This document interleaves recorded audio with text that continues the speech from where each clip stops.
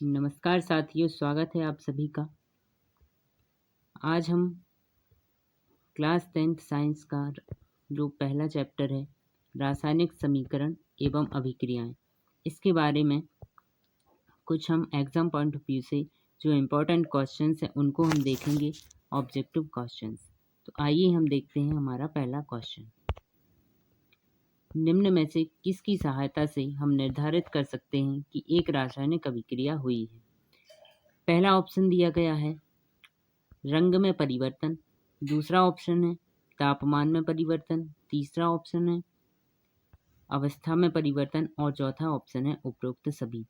तो ये जो तीनों ऑप्शन है ऊपर के, रंग में परिवर्तन, तापमान में परिवर्तन और अवस्था में परिवर्तन, ये तीनों ऑप्शंस ही सही हैं, क्योंकि जब भी कोई रासायनिक अभिक्रिया होती है तो तीनों चीज़ें हमें देखने को मिलती हैं। तो इसका जो राइट आंसर होगा वो हम जाएंगे हमारा ऑप्शन नंबर डी, उपरोक्त सभी।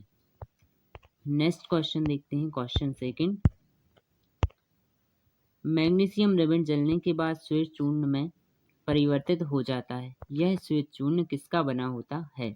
Magnesium oxide, magnesium dioxide, magnesium trioxide या फिर मैग्नीशियम सल्फाइड का? तो इसका जो सही आंसर है वो है ऑप्शन बी, मैग्नीशियम ऑक्साइड का। आगे हम बात करते हैं अभिकारक किसे कहते हैं। अभिकारक क्या कहलाता है? जो पदार्थ में जो रासायनिक अभिक्रिया में भाग लेता है उसे हम अभिकारक कहते हैं। तो ऑप्शन जो फर्स्ट है, पदार्थ जिसमें रासायनिक परिवर्तन हो, पदार्थ जिसमें रासायनिक परिवर्तन ना हो, जो नए पदार्थ का निर्माण करे, या फिर ऑप्शन ए और ऑप्शन सी दोनों। तो यहाँ पे हम देखेंगे जो पहला ऑप्शन है आपका, पदार्थ जिनमें रासायनिक परिवर्तन हो उसे हम अभिकारक कहते हैं, सही बात है। दूसरा जो ऑप्शन है वो है पदार्थ जिसमें रासायनिक परिवर्तन ना हो। तो रासायनिक अभिक्रिया जब हो रही है तो रासायनिक परिवर्तन तो होगा, ये स्वाभाविक बात है। तो जो ऑप्शन बी है ये तो गलत है। तो इसके और जो ऑप्शन नंबर सी है, जो नए पदार्थ का निर्माण करे, तो ऑप्शन ए और ऑप्शन सी इन दोनों के साथ हम जाएंगे। तो ऑप्शन डी में जो हमारे पास आंसर है वो है ए तथा सी दोनों। तो ये जो राइट आंसर होगा वो होगा ऑप्शन नंबर डी, ए तथा सी दोनों।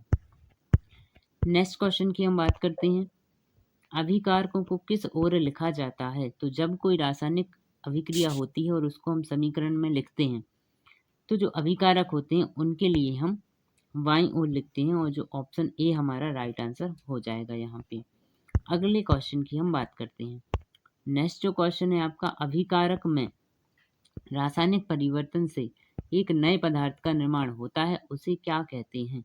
तो जब अभिकारक होते हैं और रासायनिक अभिक्रिया होती है तो एक साइड अभिकारक लिखते हैं और अभिकारकों के मिलने से हमें उत्पाद का निर्माण होता है।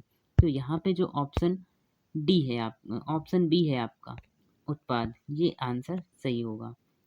अगले क्वेश्चन की हम बात करते हैं, के बीच तीर का निशान किसकी तरफ होता है?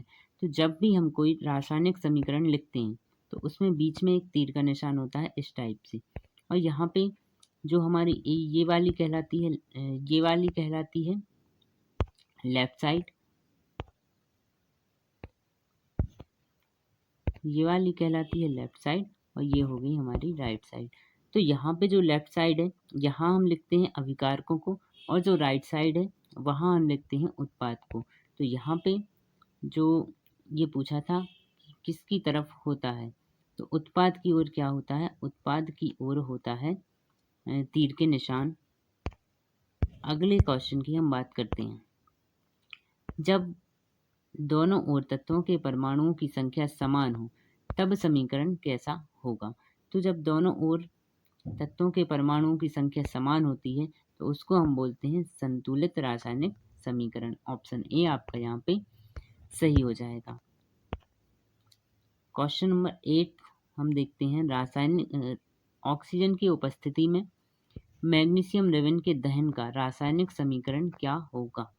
तो मैग्नीशियम रिबन को जब हम वायु में जलाते हैं तो रासायनिक समीकरण जो आपका बनता है वो है Mg+O2, और यहाँ पे 2MgO, मतलब 2 मैग्नीशियम के ऑक्साइड हमको मिलते हैं।